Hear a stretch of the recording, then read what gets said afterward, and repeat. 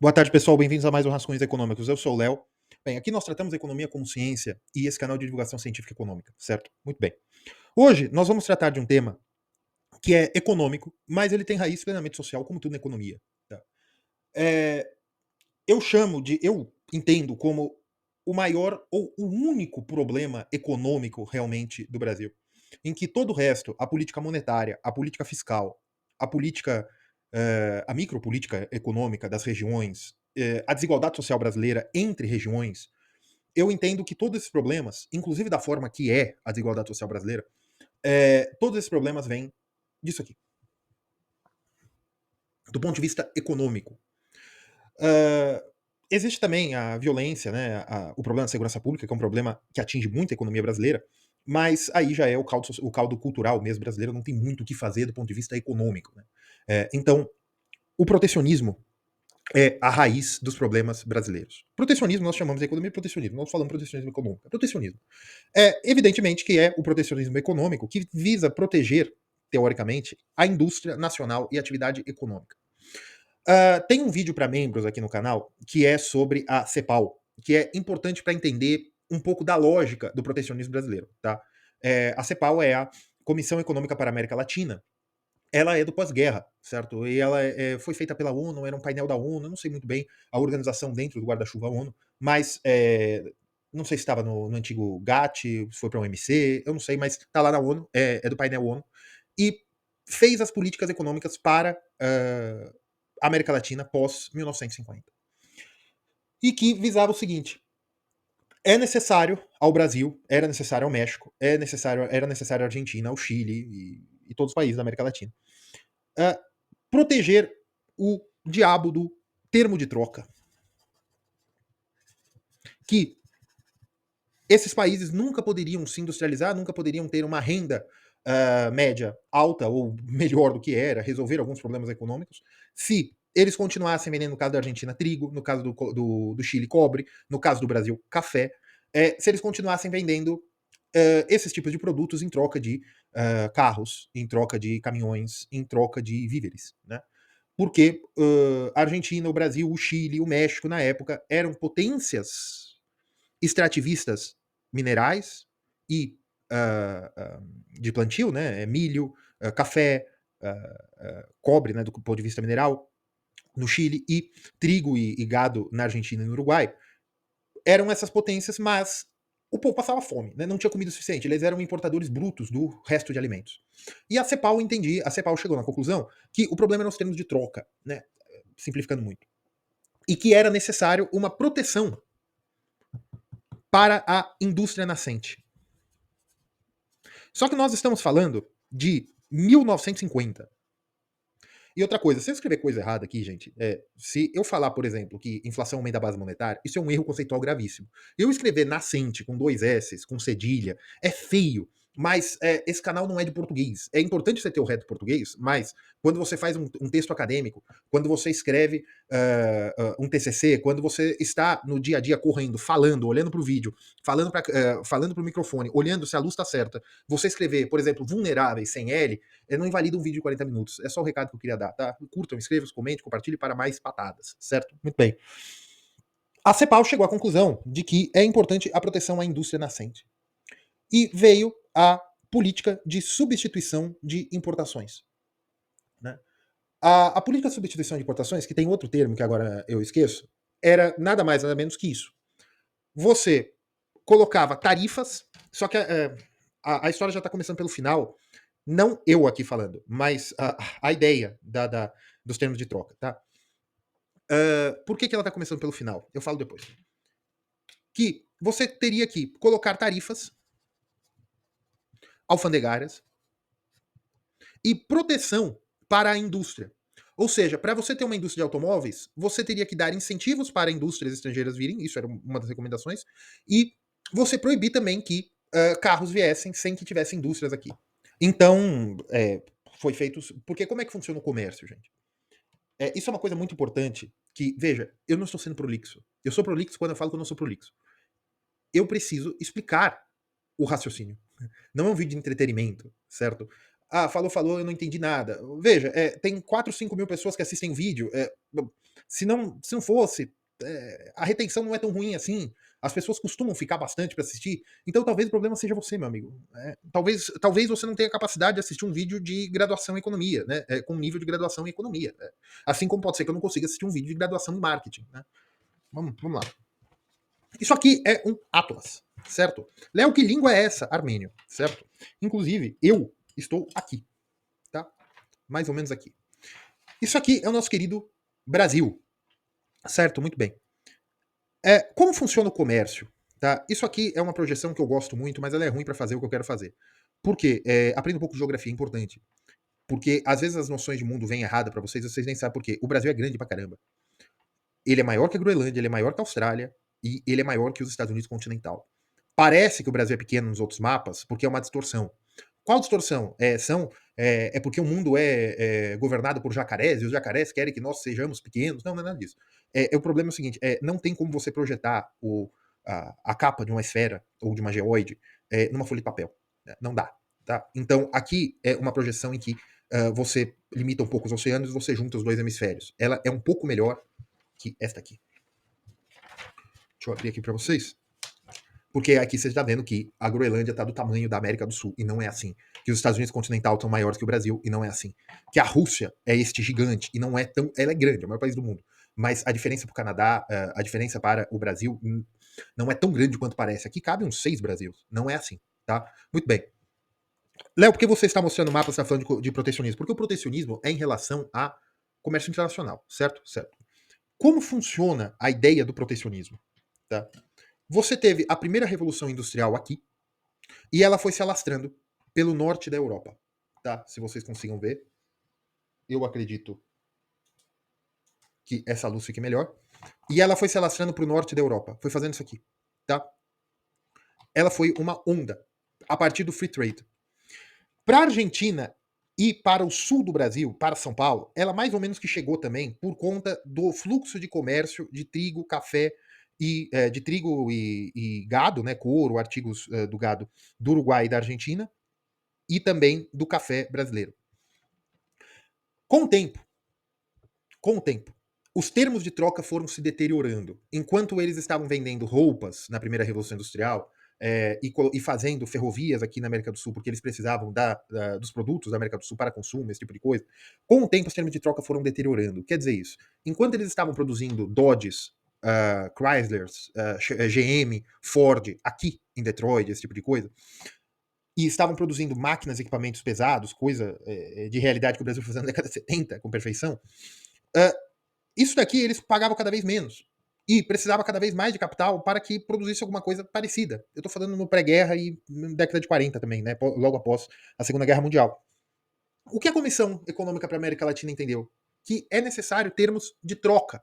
Melhorar os termos de troca. E para isso, o fluxo de comércio, que era vender café, trigo, estou falando da América Latina em geral, né? Trigo, açúcar, do México, esse tipo de coisa, para o norte, para Europa Ocidental, Estados Unidos, Canadá, que você deveria incentivar a produção dessas indústrias europeias e norte-americanas na América do Sul, fazendo que as cargas que viessem desses países tivessem uma tarifa muito alta.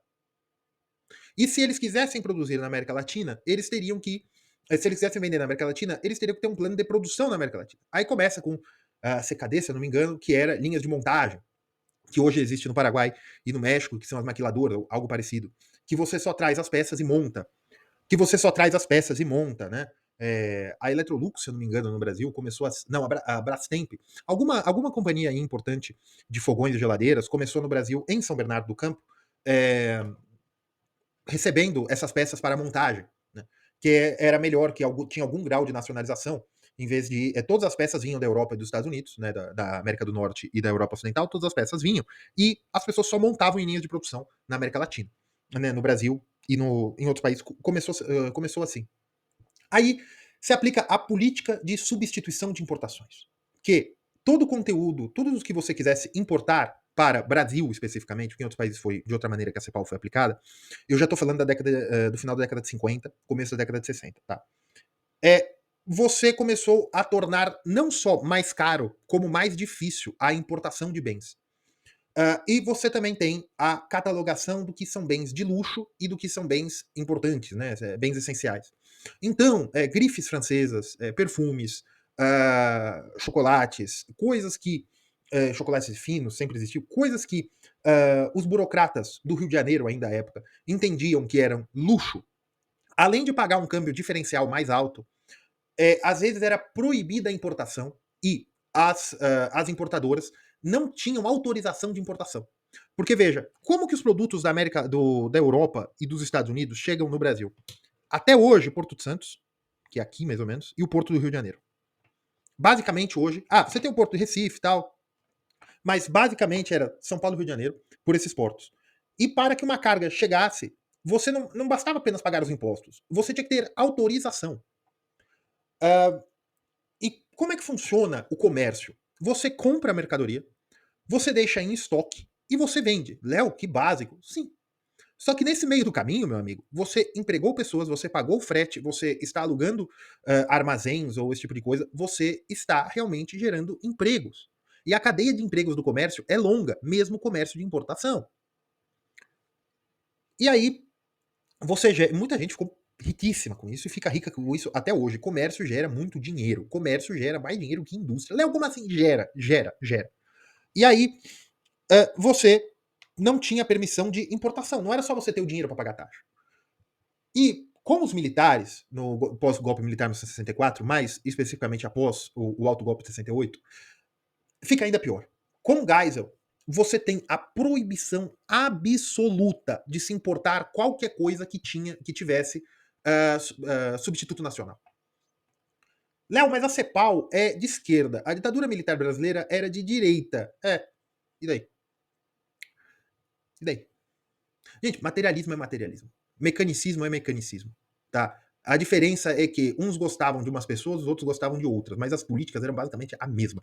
O Brasil, na década de 70, gente, a China utilizou material dos planos quinquenais brasileiros, tá? Do Juscelino Kubitschek, o planejamento da industrialização do milagre econômico, as academias econômicas da China, que agora não vou falar o nome da universidade porque eu não lembro, utilizaram isso como base para a manutenção do seu plano de desenvolvimento na década de 80. Eles encontraram os erros e foram. Por quê? Porque o Brasil, na década de 70, na parte do comércio, era mais fechado que a União Soviética. Léo, como assim? Tudo bem que a União Soviética tinha os satélites. Né? Aqui nós temos a Rússia, né? Opa. O mapa é armênio, tá, gente? Aqui nós temos a Rússia, e aqui nós temos nós tínhamos satélites, né? A União Soviética vinha até aqui, a Polônia, tal. Então você tinha todos os satélites da Europa Oriental. Então isso contava o comércio, evidentemente. Você tinha muito comércio para os aliados, tal, esse tipo de coisa. O comércio China-Rússia não era tão importante do ponto de vista comercial, né? Bem, você tinha o Brasil era mais fechado que a União Soviética do ponto de vista do comércio, mas o Brasil exportava bem, mais ou menos. Para quem? Para o terceiro mundo. O maior crime da ditadura militar brasileira foi o que ele fez em Angola. E que era porque o Brasil procurava, a partir da política do Geisel, uma política comercial de exportação de bens e produtos industrializados, de bens e serviços mais especializados para Oriente Médio e África subsaariana. Por quê? Porque o Brasil entendia que era uma área de influência que ele poderia conquistar. Por quê? Porque a indústria precisa de uma coisa: escala de produção. Léo, tá, você tá falando qual foi a política comercial do Brasil de 1930 até agora, tá, isso é protecionismo? É.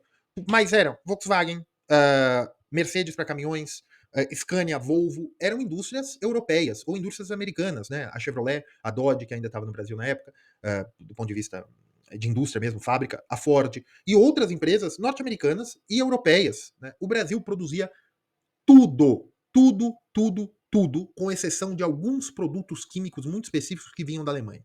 Químicos e nucleares, né? Produção, tecnologia nuclear, médica ou de qualquer outro produto que eles precisassem. O Brasil produzia tudo. O Brasil era autossuficiente em tudo, menos comida. Tudo menos comida. Então o Brasil melhorou muito os termos de troca. Melhorou. Como o Brasil fez isso? Dívida externa. O Brasil pegou o dinheiro de fora. Por quê? Para você produzir, meu amigo, você precisa de capital. Tá? Isso é uma coisa que você tem que lembrar. Eu quero que sempre que você lembre de mim, você lembre de 3 coisas. MV igual a PY, o rico dinheirinho de vocês e para produzir você precisa de capital. Tá? O Brasil tinha tudo, produzia tudo, só que com uma grande dívida externa. E como que era feita? As estatais puxavam o desenvolvimento nacional como pontas de lança.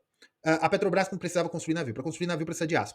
Precisa de aço, precisa de indústrias especializadas, precisa de outras empresas. Então você criava um ecossistema de demanda por serviços e produtos e empresários brasileiros que tivessem dinheiro ou bom relacionamento com o governo federal poderiam construir, poderiam ter essas empresas e eles tomavam dinheiro junto ao BNDE, na época, eu não sei se já era BNDES, eu acho que era BNDE ainda à época, junto ao Banco do Brasil, qualquer outro banco, e eles produziam para essas empresas e isso ia criando atividade econômica satélite às pontas de lança nacional. Isso já é uma forma de protecionismo. Você privilegiar a compra com itens nacionais. Outra forma de protecionismo do regime militar. Você proibir a importação de tudo que o Brasil tivesse substituto. Você não poderia importar um carro de fora do Brasil. Não poderia. Você precisa de uma autorização. Era só carros de embaixadores. Pergunta para seus avós, ou para seus pais, se eles já forem de mais idade, pergunte para eles se eles não corriam para os jornais para verem nos anúncios se não tinha nenhum carro importado da embaixada, que a embaixada estava vendendo carro para o Brasil. Era mosca azul, era mosca branca de olho azul. Né? Todo mundo queria carros importados, BMW, que era da embaixada da Alemanha Ocidental, esse tipo de coisa. O Brasil era totalmente fechado. O que isso gera? Isso gera proteção. A indústria nacional não precisa ser eficiente. A indústria nacional não precisa competir com ninguém. A indústria nacional não está competindo com alemães. A indústria nacional não está competindo com americanos, não está competindo com europeus, belgas, franceses, ingleses. Não está competindo. Só que esses industriais dos Estados Unidos, esses industriais da Alemanha ocidental à época, esses industriais italianos, esses industriais suecos, noruegueses, eles não poderiam ter acesso ao mercado brasileiro? Poderiam. Como? Construindo fábrica no Brasil. Mas para construir fábrica no Brasil, o que eles precisavam? Eles precisavam de autorização, eles precisavam de bom relacionamento, eles precisavam de networking com os donos do poder.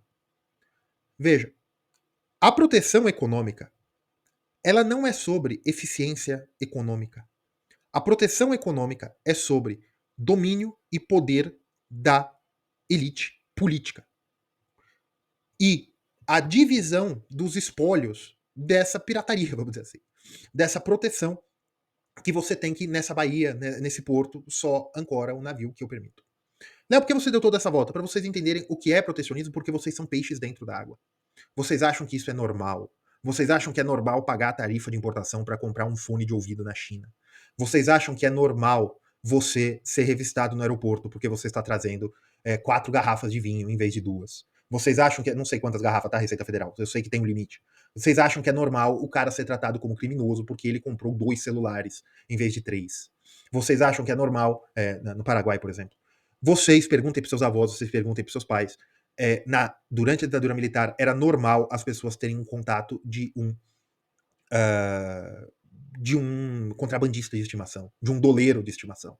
Era normal. Por quê? Porque o Brasil construiu a sua economia, que vem desde a ditadura militar, sobre a substituição de importações. E agora que vocês sabem que isso não é normal, eu vou contar para vocês em números. O Brasil tem mais ou menos 3% da população mundial. O Brasil é responsável por 1,3% do fluxo de comércio, né, da corrente de comércio global. Né? Global. Ou seja, o Brasil comercializa, em média, se nós vamos fazer conta de padaria, menos da metade que o resto do mundo. O PIB brasileiro, eu já expliquei o PIB 1 milhão de vezes para vocês, não custa mais uma vez. Y é igual a investimentos, mais gasto do governo, mais consumo da família, mais... fazer diferente, né? Exportação, menos importação. Uma forma de aumentar o PIB é você diminuir a importação. Quando você diminui a importação, você põe tarifa alfandegária e uma coisa que o Brasil... Até teve um economista do governo que soltou um artigo anteontem. Por quê? Porque eu estou fazendo esse vídeo inspirado pelo tweet de Carlos Góes, que é um economista muito respeitado, é um economista acadêmico muito bom, pode ser que você nunca tenha ouvido falar sobre ele, mas ele é um economista brasileiro muito respeitado. E ele fez uma dispersão, e ele viu que o Brasil é um dos países mais fechados do mundo para comércio, mas ele colocou uma dispersão entre população e fluxo de comércio. Veja, seu Carlos Góes, tudo bem, você está fazendo academicamente, mas não precisa fazer uma dispersão para isso. Né? A gente sabe, 3% da população por ter 3% do fluxo, mas é contra padaria, mas dá para ter uma ideia. Né? E ele teve a conclusão por a sua dispersão, inclusive sigam em todas as redes sociais, eu dei retweet nesse tweet, todos os links estão aí na descrição. Ele mostra que o Brasil é um país mais fechado, só o Sudão do Sul é mais fechado que o Brasil, de acordo com esses dados. Léo, mas nós exportamos a maior quantidade de soja, a maior quantidade de milho, a maior quantidade de café, a maior quantidade. Beleza. É 3% do fluxo do comércio mundial. Léo, mas o Brasil alimenta o mundo com 1,3%? Com 1,3%?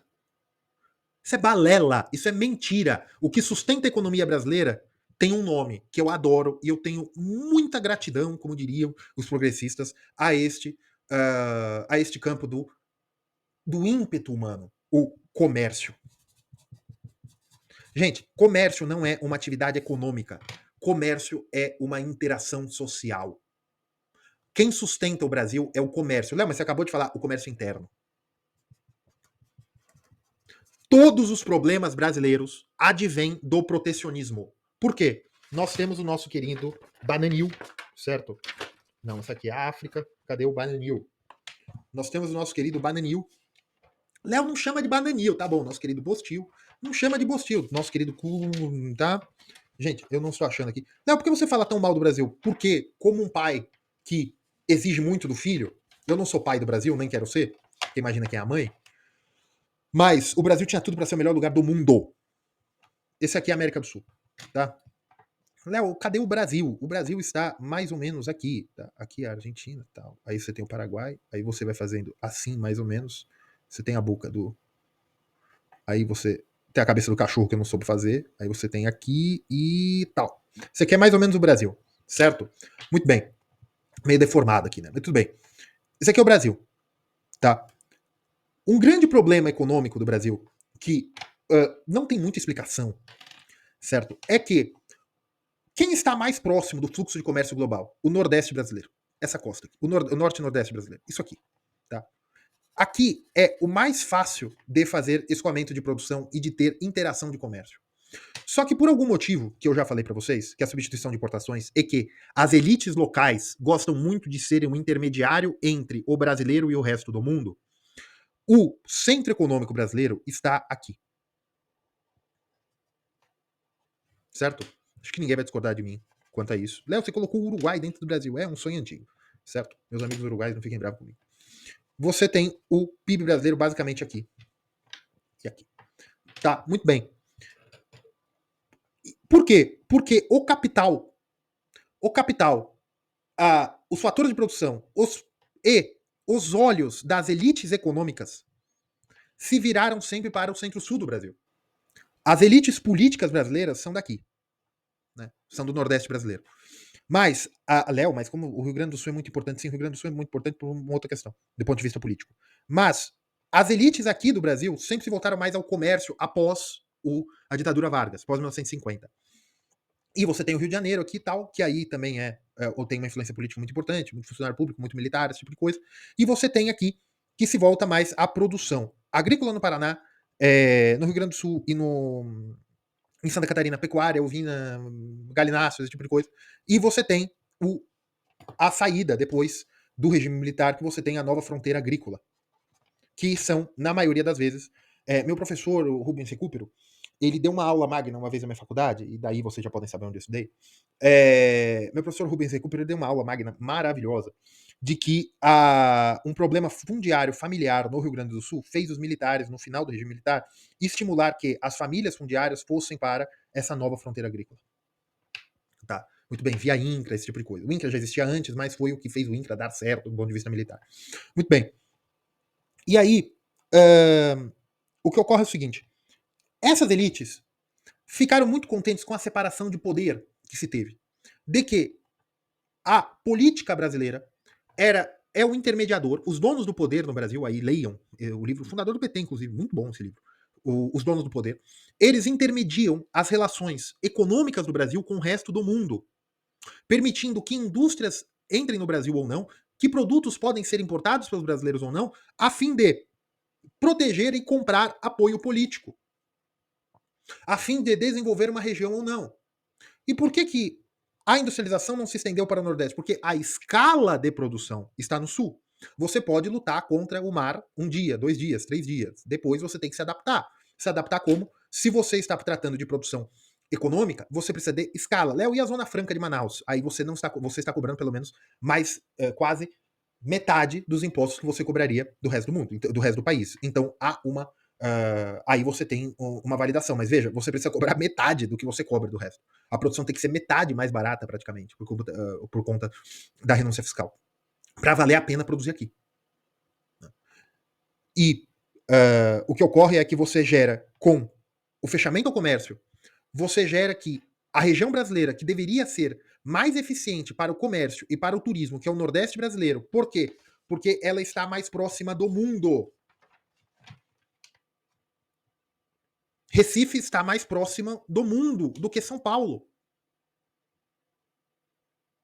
Por que o Centro-Sul se desenvolve? Também e também depois, no governo Sarney, você tem o Mercosul, que privilegia também a economia do Centro-Sul, porque aí você integra de uma determinada maneira com Uruguai, Paraguai e Argentina. O Cone Sul. Por quê? Porque é onde dá para fazer comércio. O Centro-Sul também se desenvolveu? O Centro-Sul também se desenvolveu na época, antes da ditadura militar, esse tipo de coisa, também porque a Argentina era um centro econômico muito importante. Então você estava mais próximo de um centro econômico importante. Tá? Muito bem. Qual é um outro grande problema do Brasil ser fechado assim? Do ponto de vista político, é uma decisão eminentemente política. A economia não tem o poder de determinar comportamento. E o comércio é um comportamento social, é uma interação social. Como você interage com outros povos? Ou você faz comércio ou você faz guerra. Ou você domina ou você negocia. Comércio é uma interação social que tem um nome econômico. Para você se integrar no mundo, você se integra via comércio. Para você sustentar dessa maneira uma proteção de um país deste tamanho, com uma população enorme. Gente, existem 500 milhão de pessoas na América do Sul. Quase metade disso está no Brasil. E mais da metade disso está no Mercosul. Como você sustenta uma proteção dessa sem exército, sem nada? Conchavo. Conchavo de quem? Dos líderes políticos e econômicos brasileiros com os líderes, com as lideranças econômicas e políticas do Norte Atlântico.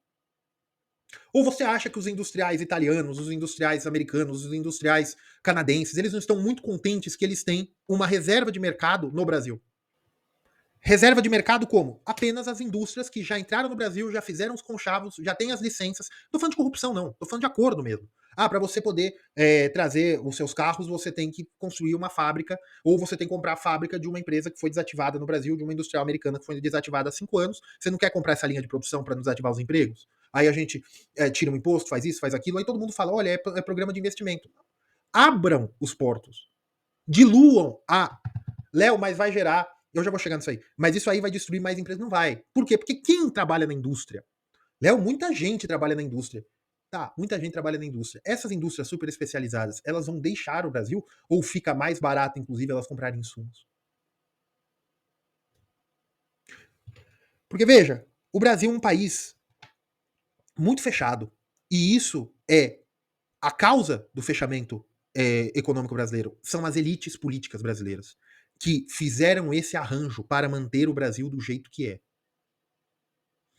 O fechamento econômico brasileiro, que eu vou dar dados de como isso realmente é consequência do provincianismo e das dinâmicas de poder entre empresários e políticos brasileiros. E eu não estou falando de nada de corrupção. Eu estou falando de uma dinâmica que a maior parte da minha audiência concorda. Temos que privilegiar a indústria nacional. Não existe indústria nacional. A máquina, o ferro veio de Minas Gerais, a tecnologia veio da Suécia, enfim, não existe indústria nacional, existe um industrial nacional. Você quer privilegiar o industrial nacional? Léo, mas os empregos, o comércio gera mais emprego. Léo, mas são empregos de menor qualificação. Depende. Depende. Quem trabalha num e-commerce da Amazon, quem trabalha como TI, como esse tipo de coisa, tem mais qualificação do ponto de vista acadêmico do que um trabalhador industrial brasileiro? Não, mas é um ou dois também. Você acha que todo mundo que trabalha numa indústria brasileira é engenheiro de linha de produção? Todo mundo que trabalha numa linha de produção numa fábrica brasileira é um técnico industrial que ganha 30 mil reais por mês? Claro que não. Indústria. É importante. Mas o que permite a indústria, gente? O comércio. O que permite a indústria é o comércio. E a indústria, por que a indústria brasileira capenga tanto? Porque o único, o único consumidor é o próprio brasileiro, praticamente. Então ela está gerando renda para ela mesma, pelo fluxo circular da renda. Não tem sangue novo, não tem ar novo, não tem água nova entrando. Se vocês estudarem economia pelo manual do Mencken, ele começa a introdução à economia falando assim: um pouco de comércio, algum comércio é melhor que menos comércio, alguma coisa assim. O comércio é uma coisa boa em princípio, porque coisas ruins em princípio. Só que as elites brasileiras e o brasileiro tratam o comércio internacional como uma coisa ruim em princípio. Veja, o comércio é como uma alimentação. É bom se alimentar. Você tem que ter limites porque você pode gerar problemas para a sua saúde, teoricamente. E você não pode comer de tudo também. Mas o comércio é uma alimentação, é do dia a dia, é do comportamento humano. O comércio não é um medicamento que você tem que tomar em pequenas quantidades e saber muito bem o que você está fazendo. Os políticos, os economistas e os geógrafos brasileiros entendem o comércio nacional como um medicamento, quase oncológico.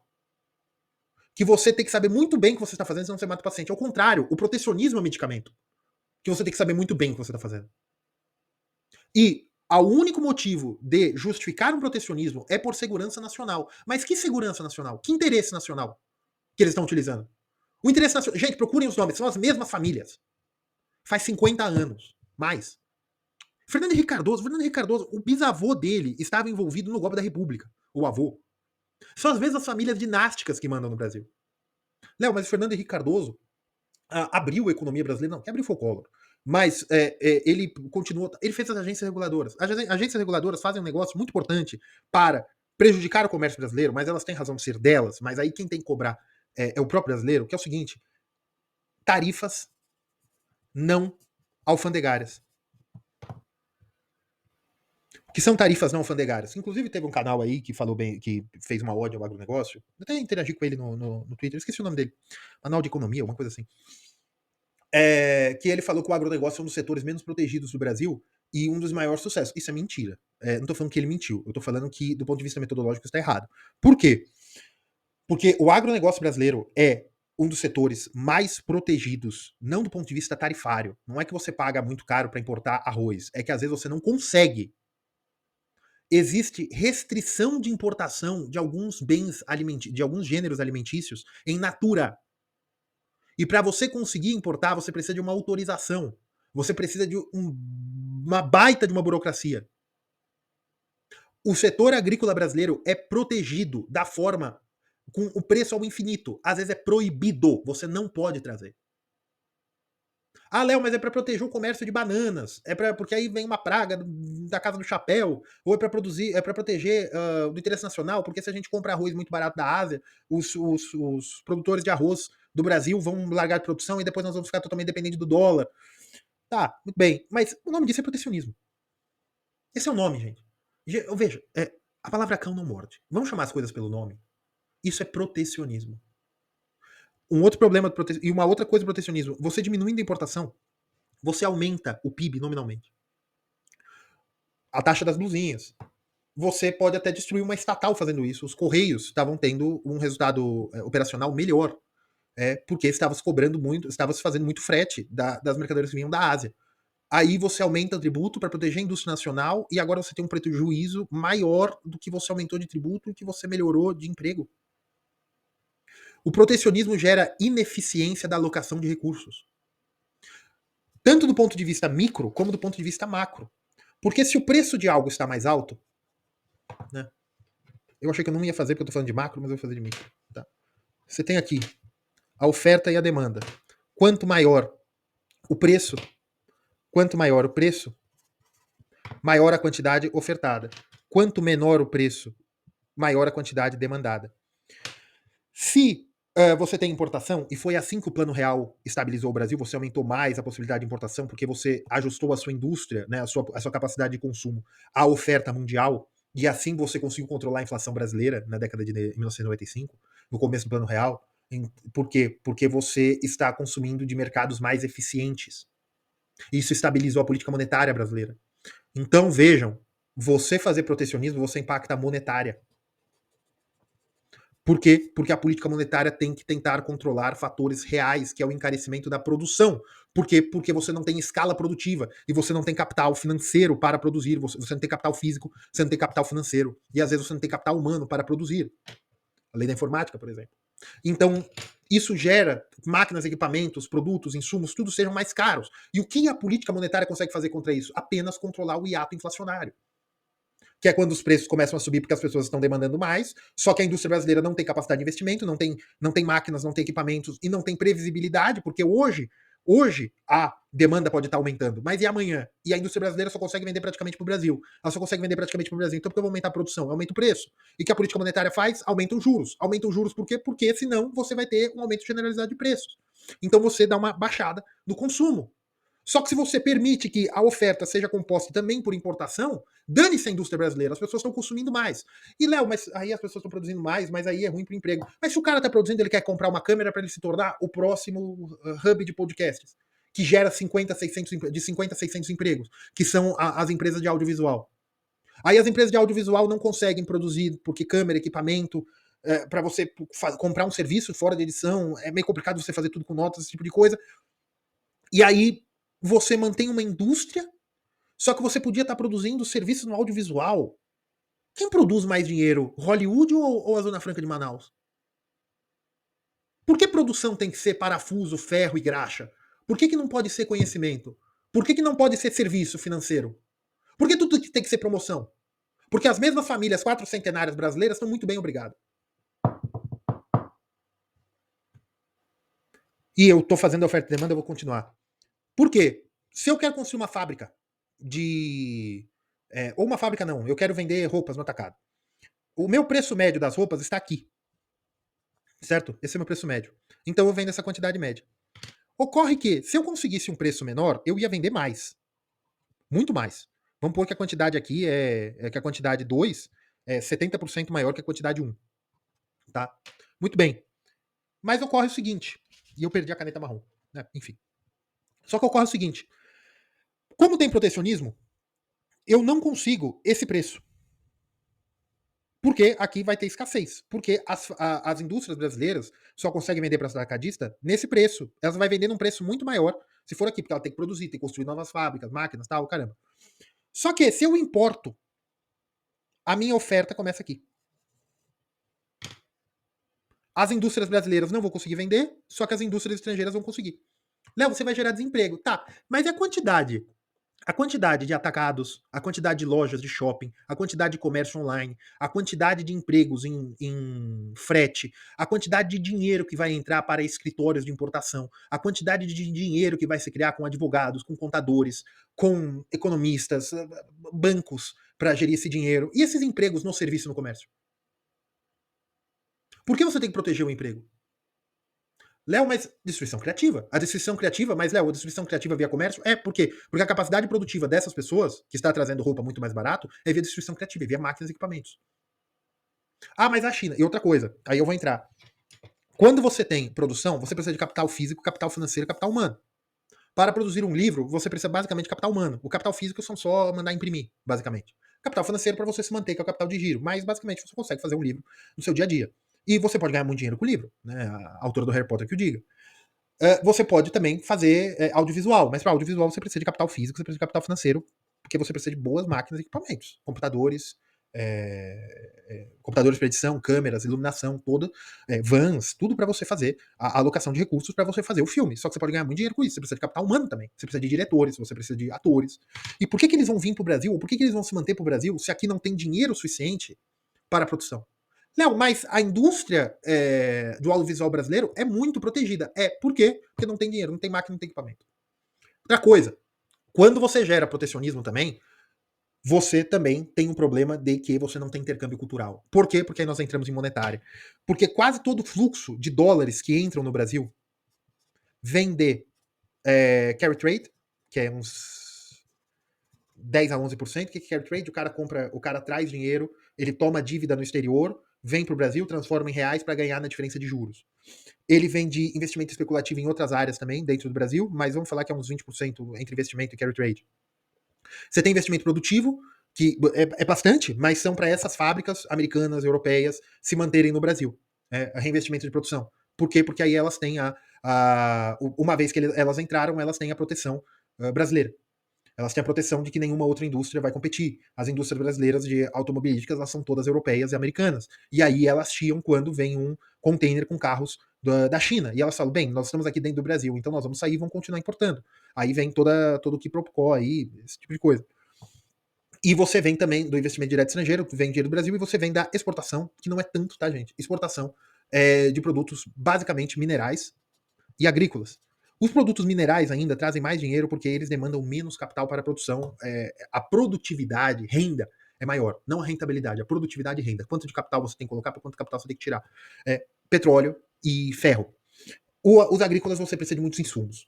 Mas mesmo assim você traz muito dinheiro. Só que o Brasil nem entra na lista de moedas mais transacionadas do mundo. O real.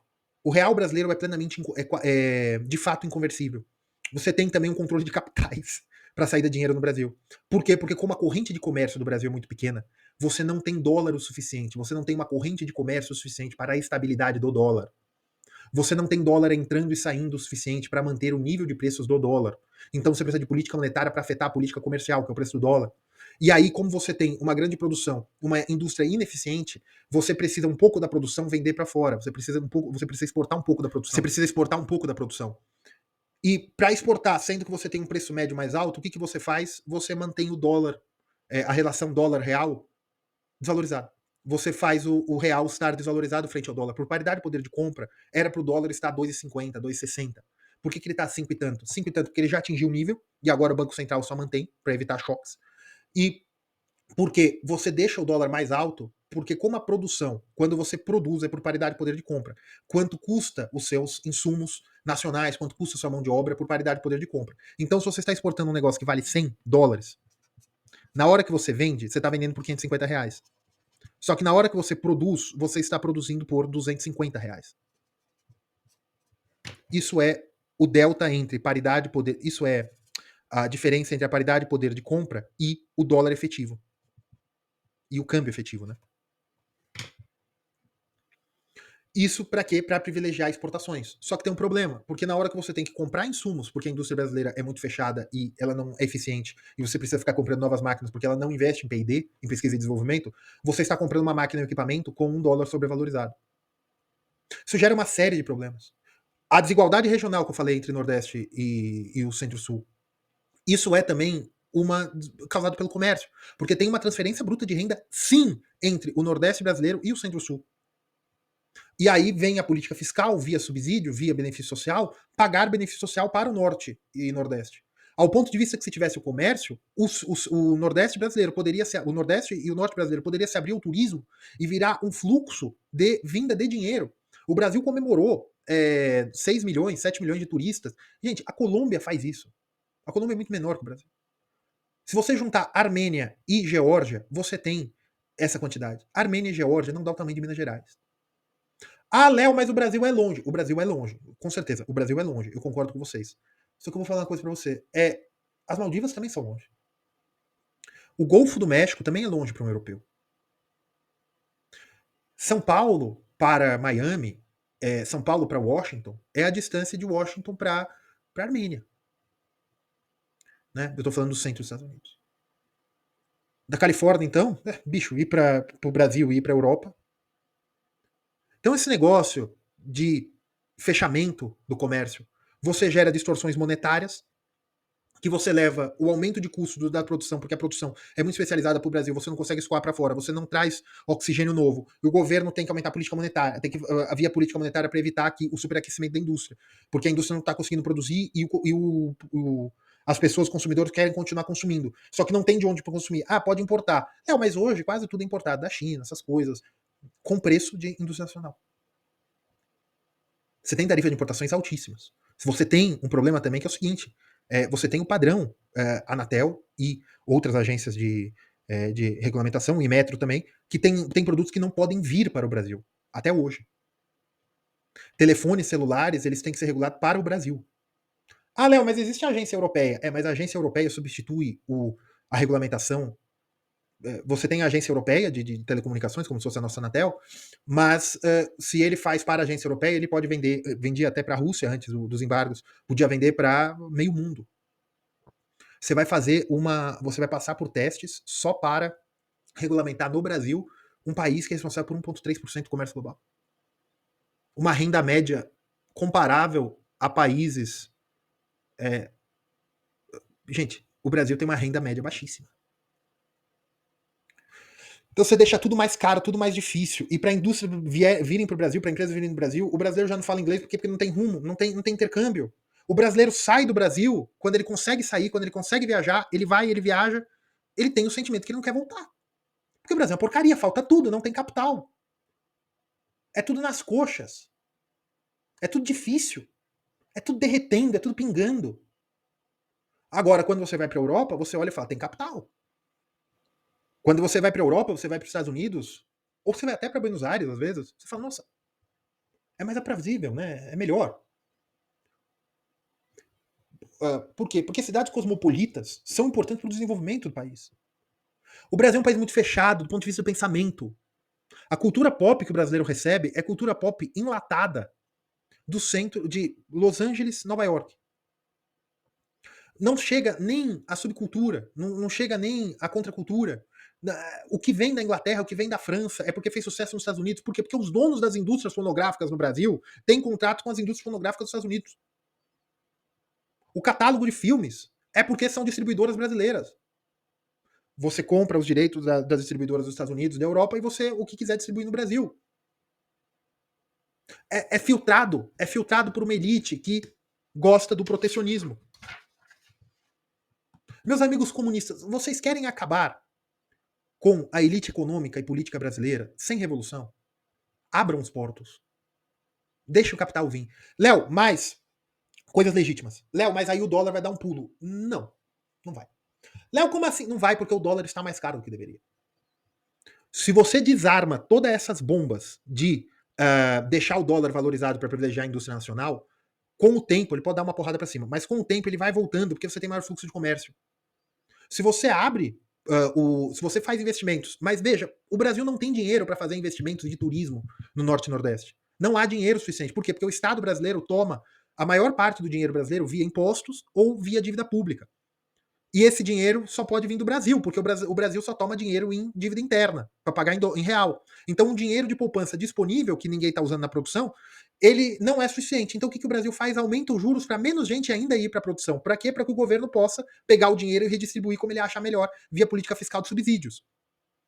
Só que, se você abre o Norte e Nordeste brasileiro para turismo ou polos de desenvolvimento de software, esse tipo de coisa, por quê? Porque eles estão mais perto. É mais próximo, é metade praticamente o avião.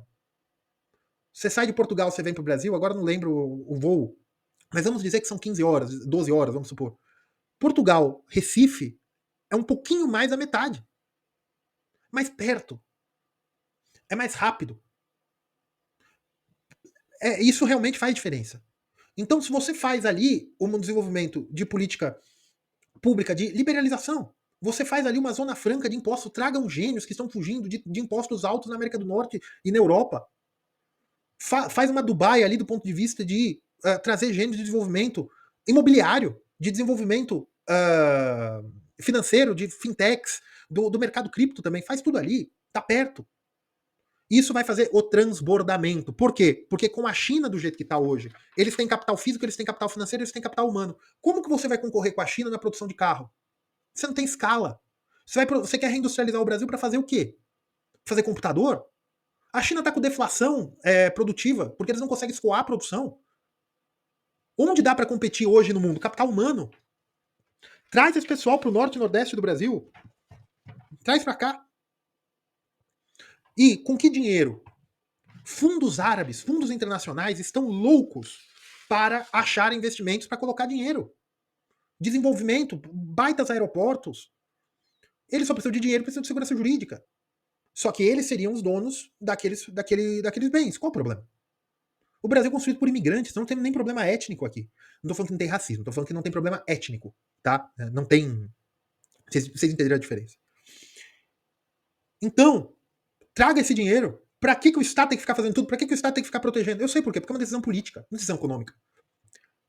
Baixada Santista e São Paulo. Não tem um mapa aqui, porque esse mapa é vermelho. Mas a distância é 80 quilômetros, tem a serra. Por que não tem uma linha de trem?